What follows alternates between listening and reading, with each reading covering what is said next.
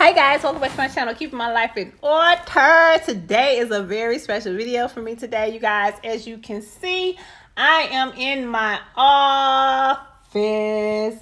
Yes, you guys, this is my office. We are going to clean it up, straighten it up, hang some stuff up. But I'm so excited. This is a project that I have been working on for quite some time. I've been looking forward to it. So we're going to go ahead and get started. So I hope you guys enjoyed this decorate with me. And if you haven't watched my DIY fail video, you guys, in this video, you will actually get the opportunity to see how my wall art turned out. So without further ado, let's get started with the video.